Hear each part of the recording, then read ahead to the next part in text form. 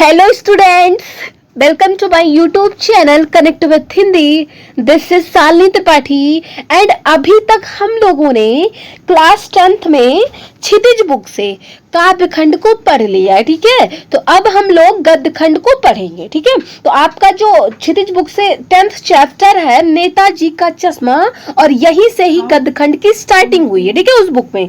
तो चलिए देखते हैं, ये जो कहानी है ये कवि स्वयं प्रकाश जी द्वारा लिखी गई है, ठीक है। तो इसमें देखते क्या होता है कि हालदार साहब को हर 15वें दिन कंपनी के काम से एक छोटे कस्बे से गुजरना पड़ता था।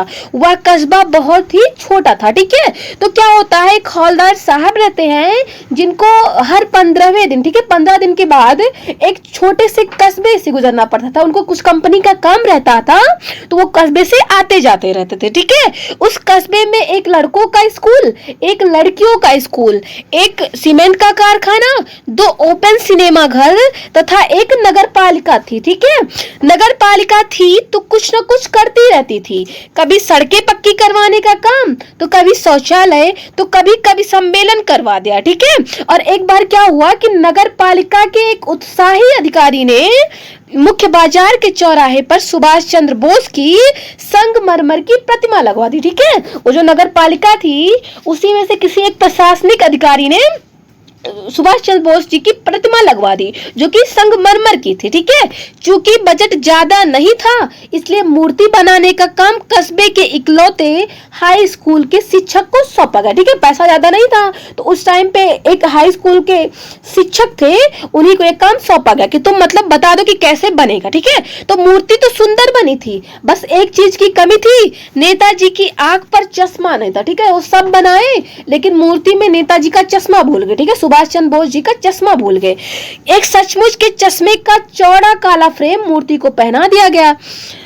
जब हौलदार साहब आए तो उन्होंने सोचा, वाह भाई, यह तरीका ठीक है, मूर्ति पत्थर की पर चश्मा असली, ठीक है। जब हौलदार साहब देखे मूर्ति को, तो जो मूर्ति थी वो संगमरमर की थी, लेकिन जो चश्मा लगा था वो असली था, ठीक है। तो जब भी हौलदार साहब उस कस्बे से गुजरते तो मुख्य चौराहे पर रुककर पान जरूर खाते और नेताजी की मूर्ति पर बदलते चश्मे को देखते, ठीक है। तो क्या था कि जो मूर्ति थी सुभाष चंद्र बोस की, उसका चश्मा बदलता रहता था। तो जब भी नेताजी जाते थे तो वो चौराहे पे रुकते थे और वहां रुक के पान खाते थे और उनके चश्मे को बदलते देखते थे कि मतलब आज दूसरा लगा है, कल दूसरा लगा है, परसों दूसरा लगा, चेंज होता रहता था, ठीक है, उनका चश्मा। तो दूसरी बार जब हौलदार साहब आए तो उन्हें मूर्ति पर तार का फ्रेम वाले गोल चश्मा लगा था, ठीक है। वो चश्मा बदल गया, दूसरा चश्मा कोई तार के फ्रेम वाला लग गया, ठीक है। तीसरी बार फिर उन्होंने नया चश्मा पाया। जब तीसरी बार गए तो देखे कि फिर नया चश्मा है। और एक बार हौलदार साहब ने पान वाले से पूछा कि ऐसा क्यों होता है, तो पान वाले ने बताया कि ऐसा कैप्टन चश्मे वाला करता है, ठीक है। तो जब भी कोई ग्राहक आता तो वही चश्मा उसे दे देता था, जो ग्राहक को अच्छा लगता था वो मूर्ति से निकाल कर बेच देता था और उसकी जगह पर दूसरा कोई चश्मा लगा देता था, ठीक है।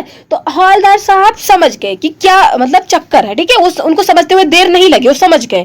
तो क्योंकि वो ये समझे कि कैप्टन जो है उसको बिना चश्मे के सुभाष चंद्र बोस जी अच्छे नहीं लगते होंगे, इसलिए वो दूसरा चश्मा लगाता रहा होगा, ठीक है। उसका एक चश्मा बिक जाता है तो वो दूसरा चश्मा निकाल के लगा देता है और फिर जब ग्राहक आता है तो अगर उसको पसंद आ जाता है वो चश्मा तो फिर निकाल के को दे देता है, ठीक है। तो ये बात आप समझ गए। आगे वो क्या होता है कि जब कोई ग्राहक वैसे ही फ्रेम की मांग करता है, ठीक है, तो वो चश्मा मूर्ति से निकालकर दे देता था, ठीक है।